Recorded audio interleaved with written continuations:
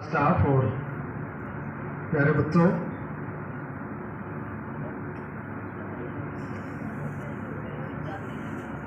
ये world youth skills day है।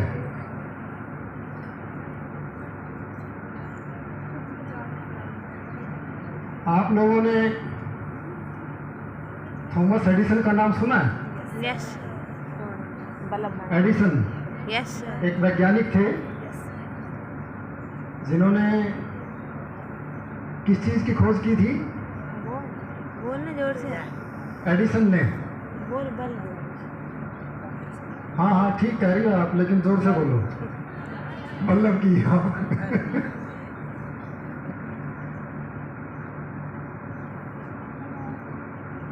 तो एडिसन जब एक बार 60 साल के हो गए थे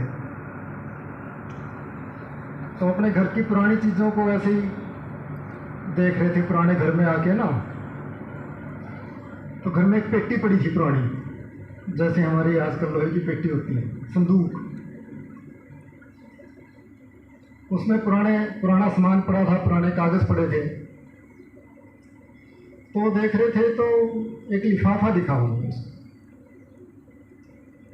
वो लिफाफा उनको याद आया कि वो स्कूल में से आके उसने अपनी माँ को दिया था। ये वो लिफाफा था। और जब अपनी माँ को दिया तो माँ ने फिर ये कहा था कि कल से बेटा तुझे स्कूल नहीं जाना। तो उसने कहा था, क्यों मम्मी, मैं क्यों नहीं जाऊंगा स्कूल? तीसरी चौथी क्लास में था वो। तो उसकी माँ ने कहा कि तेरे प्रिंसिपल ने लिखा है कि आपका बेटा बहुत ज़्यादा होशियार है, पढ़ाई में इतना होशियार है कि हमारे पास इसको पढ़ाने के लिए टीचर नहीं है इतने होशियार। हमारे टीचर्स की जो नॉलेज है वो इस बच्चे से कम है, इसलिए हम स्कूल में नहीं पढ़ा सकते, आप घर पे पढ़ाया करो। और उसके बाद एडिसन कभी स्कूल में नहीं गया। तो लिफाफा उसको उस संदूक में पड़ा मिला। उसने वो लिफाफा निकाला और उसमें जो चिट्ठी थी वो पढ़ी। उस चिट्ठी में प्रिंसिपल ने लिखा हुआ था उसकी माँ के नाम कि आपका बेटा मंदबुद्धि है, इडियट है, और इसको जो कुछ स्कूल में पढ़ाते हैं समझ में नहीं आता, इसको पढ़ाने का कोई फायदा नहीं है, इसको घर पे रखो। तो चिट्ठी में तो ये लिखा हुआ था। और माँ ने एडिसन को क्या जवाब दिया था कि जो तेरे टीचर हैं वो मंदबुद्धि हैं, उनको तुझे पढ़ाना नहीं आता। तो कौन सही साबित हुआ? क्यों? विश्वास। माँ कैसे सही साबित हुई? कौन था मंदबुद्धि? टीचर थे या वो एडिसन था? एडिसन तो बड़ा होके इतना बड़ा वैज्ञानिक बना, बल्ब, और उसने बल्ब का तो हमें पता है बहुत सी खोजें की उसने, जिनका आज पूरी दुनिया फायदा उठा रही है। बल्ब से पहले तो सारे मोमबत्ती जलाते थे, दिए जलाते थे।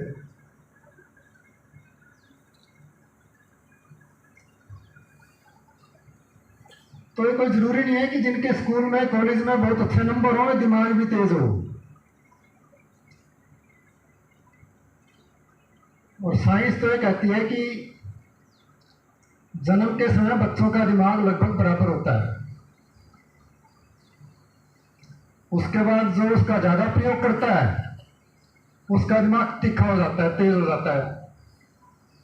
और जो उसका कम प्रयोग करता है उसका दिमाग हरामखोर हो जाता है। हरामखोर का मतलब पता है ना? हराम की खाए, काम ना करे,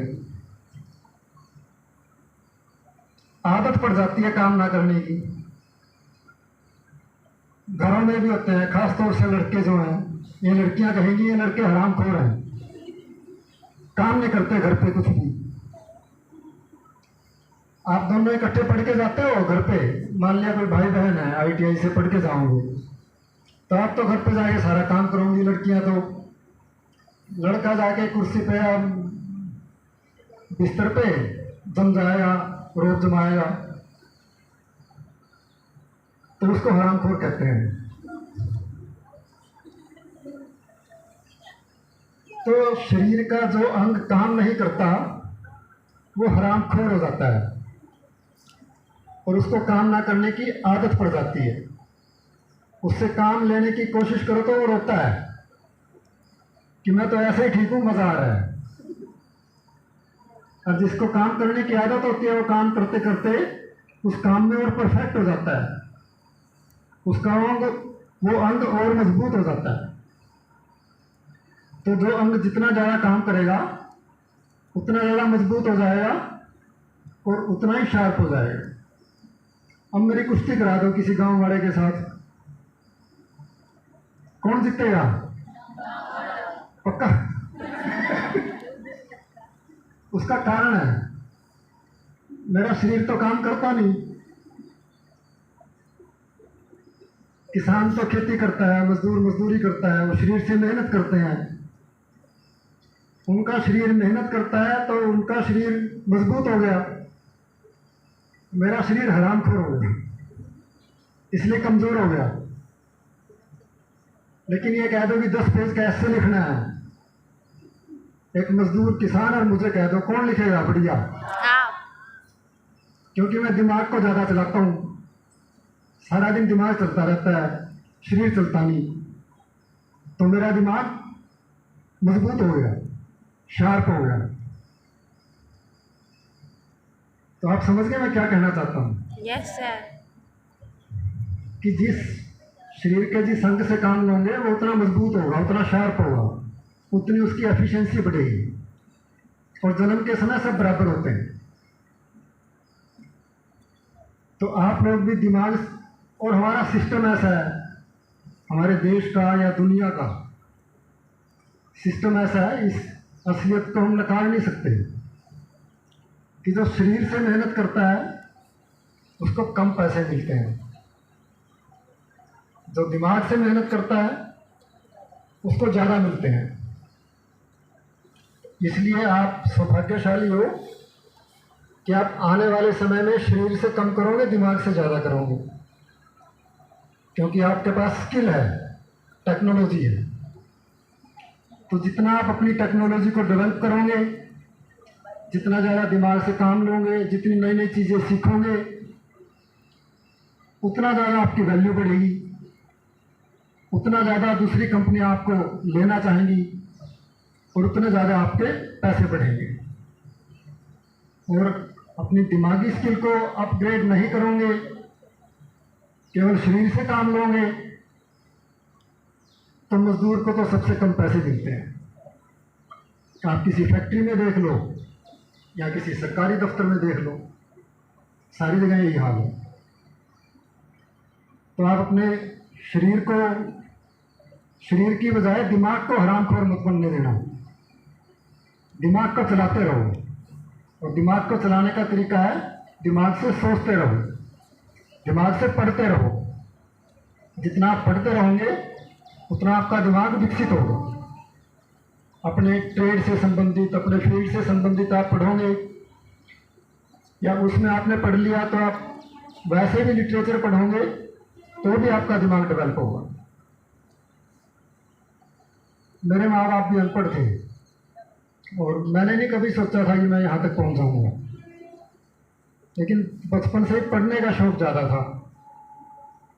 तो मैं अपने जो बड़ी भाई बहन थे, 2 बड़ी बहनें और 1 बड़ा भाई, उनके बस्ते में से हिंदी अंग्रेजी की किताबें निकाल के उनकी कहानियाँ पढ़ता रहता था, मज़ा आता था। तो वो पढ़ने की मुझे आदत पड़ गई।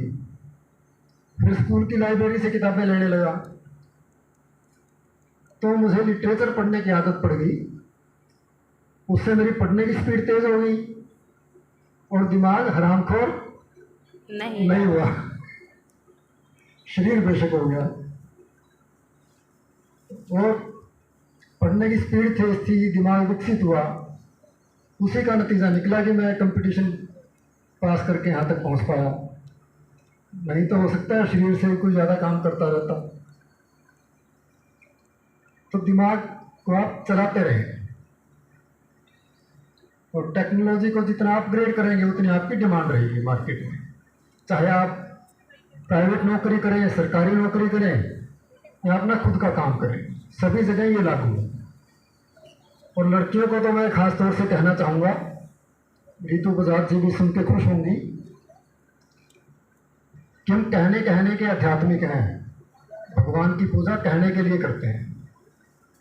हमारा समाज सबसे ज़्यादा पैसे को पूजता है। हम पैसे के पीर हैं, पैसे के पीछे भागते हैं, और समाज में जो वैल्यू है वो पैसे के साथ ही है। अपने आसपास देख लो, परिवार में, रिश्तेदारी में, भाईचारे में, जो कोई भी परिवार गरीब होगा उसकी कोई इज्जत नहीं करता। और इसी तरह से लड़कियों की इज्जत क्यों नहीं है? क्योंकि ये पैसा कम कमाती नहीं। घर का काम करती हैं, उसके लिए पैसे मिलते नहीं, और इसलिए लड़कियों को गुलाम की तरह रखा जाता है। हमारे पास रोज केस आते हैं, कोई कह रही जी मेरा घरवाला ना दारू पी के मुझे पीटता है, तो ठीक है इसको पुलिस में बंद करा देते हैं। अरे ना जी, पुलिस में बंद ना कराना, और तेरा तलाक करवा देते हैं। कभी तलाक भी ना कराना जी, तलाक करा दिया तो मैं किसके सहारे रहूंगी, कहाँ जाऊंगी? तो इसको समझा दो, दारू नहीं पिएगा। आप उनकी ये देखो कितनी बेचारी हैं। घरवाला पीटता भी है, दिल में नफरत है, लेकिन उसके अलावा कोई सहारा नहीं है, क्योंकि वो अपने पैरों पे नहीं खड़ी, पैसे नहीं कमाती। तो लड़कियों से मेरा ये कहना है कि आपको नौकरी जरूर करनी चाहिए। जिसको जैसी भी नौकरी मिले और जिसमें जैसी भी काबिलियत हो, जो अपने दिमाग को जितना ज़्यादा प्रयोग करेगी उतनी अच्छी मिलेगी, कम प्रयोग करेगी कम मिलेगी। लेकिन नौकरी करो जरूर। करूँगी तो घर में गुलाम बन के नहीं रहूँगी, घर में इज्जत होगी। नहीं तो आप देखो तो यहाँ सारी बिना पर्दे के बैठी हो, शादी के बाद भी ऐसे बैठी रहूंगी, पर्दा करना पड़ेगा ना। लेकिन नौकरी करूंगी तो पर्दे में छूट मिल सकती है। अच्छा लगता है पर्दा? No sir. हैं? अच्छा ये बताओ, आप लोगों के घरों में, लड़के भी बताएं, आपकी माँ, भाभी, मम्मी, चाची कितने घरों में पर्दा करती हैं? हाथ खड़े करना। किसी किसी से है, आपको नहीं। ये तो लगभग सारों नहीं है। और तुम में से कितनी लड़कियां पर्दा करना चाहती हैं? मैं हाथ खड़े करूंगा।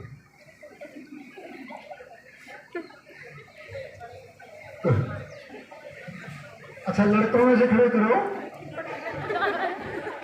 नहीं, मैं नहीं कह रहा कि जो पर्दा करना चाहते हैं,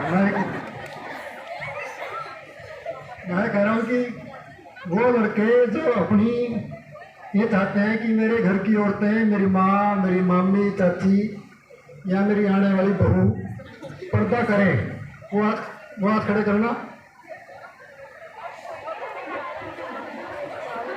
नहीं यार, आगे आ जाओ तुम। अरे वो कर रही है ना, कौन कर रहा है?